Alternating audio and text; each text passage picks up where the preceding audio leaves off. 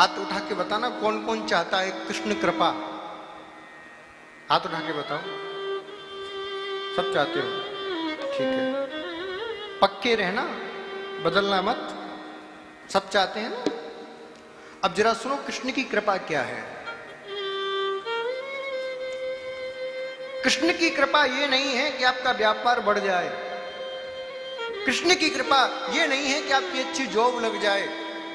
कृष्ण की कृपा ये नहीं है कि आपका किसी अच्छे परिवार में संबंध हो जाए।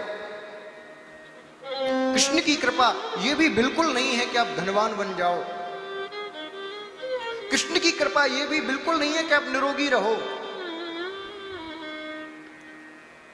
अन्य जो भी देवी देवता है ना, वो कहते हैं, गणेश जी कहते हैं मेरी पूजा करोगे तो बुद्धि दूंगा। लक्ष्मी जी कहती है मेरी पूजा करोगे तो मैं धन दूंगी। सरस्वती जी कहती हैं मेरी आराधना करोगे तो विद्या दूंगी। दुर्गा कहती हैं मेरी आराधना करोगे तो शक्ति दूंगी। लेकिन केवल और केवल मेरे बांके बिहारी, मेरे कृष्ण ऐसे हैं, बोले मेरी आराधना करोगे तो मैं दूंगा कुछ नहीं, जितना है वो सब छीन लूंगा। हाँ, दूंगा कुछ नहीं, जितना तुम्हारे पास है उसको भी छीन लूंगा। अगर नाराज हो जाएं तो बादशाही बख्श देते हैं। यदि गोविंद आपसे नाराज हैं बिहारी जी, तो आपको राजा बना देंगे, धनवान बना देंगे, संपत्तिवान बना देंगे। और यदि अपना बनाना हो तो, बोले यदि अपना बनाना हो तो सब कुछ छीन लेते हैं। आप ये बस सोचना कि मैं मनगढ़ंत बात कर रहा हूं। प्रमाण है, जिसको इसने अपना बनाया उसका सब कुछ छीन लिया। आप देखिए मीरा को, क्या नहीं था। पहले भरी जवानी में पति छीना, देखते जाना। फिर घर वालों को ही बैरी बना दिया। इतने से भी मन नहीं भरा तो घर से निकाल दिया। इतने से भी मन नहीं भरा तो दर दर पर भिक्षा मांगने के लिए मजबूर कर दिया। इतने से भी मन नहीं भरा तो संपूर्ण समाज में अपकीर्ति फैला दी। देखिए नरसिंह मेहता को, सेठ थे अपने जमाने के, साहूकार, लेकिन कृष्ण को अपना मान बैठे। तो क्या किया? बोले सबसे पहले घर से बाहर निकाला, संपत्ति से बाहर निकाला। गांव के बाहर जो एक छोटी सी कुटिया बना के रहते हैं, जो व्यक्ति महलों में रहता था उसको कुटिया में शिफ्ट कर दिया। जो व्यक्ति 56 भोग पाता था वो नमक भी नहीं मिलता, रूखी रोटी खानी पड़ती। क्यों? कृष्ण को अपना बना लिया।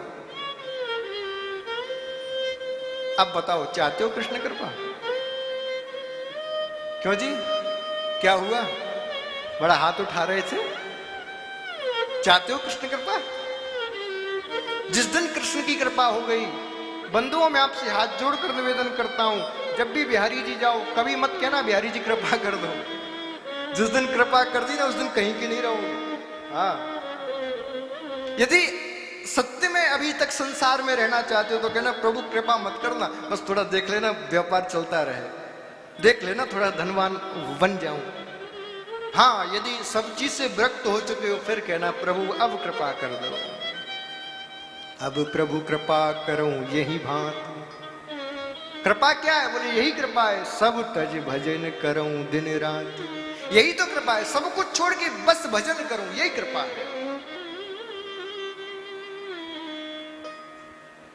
जिसकी कृपा एक बार जिस पर हो जाए सब कुछ छीन लेते हैं महाराज। अच्छा, क्यों छीनते हैं उसका भी कारण है। जब हमें 24 कैरेट का सोना प्राप्त करना हो तो उसको बार बार तपाया जाता है। बिना तपे खरा सोना नहीं बन सकता। इसीलिए भगवान जिसको प्राप्त अपना बनाना चाहते हैं, अपना बनाते हैं, बार बार उसको तपाते हैं। वो बार बार देखते हैं इसके मन में कोई कामना तो नहीं है, इसका कहीं और मन तो नहीं फंसा हुआ। अच्छा मुझे बताओ, आप किसी से प्रेम करते हो, ध्यान से सुनो,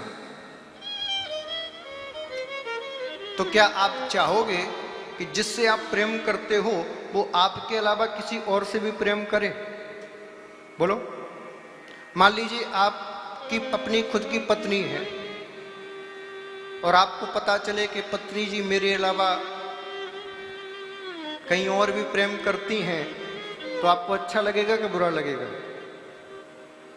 बोलो, बुरा लगेगा ना। आप यही प्रयास करोगे कि कैसे भी करके साम दाम दंड भेद किसी भी नीति से उधर से कनेक्शन कट जाए, करोगे कि नहीं? जब आप सामान्य व्यक्ति कुछ काल के जीवन के लिए चाहते हो कि मेरी पत्नी मेरे अलावा अन्य किसी से उतना प्रेम ना करे, तो भैया गोविंद को तो जन्म जन्मांतर तक के लिए आपको साथ रखना है। वो कैसे चाहेगा कि मेरा भक्त मेरे अलावा किसी और से भी प्रेम करे?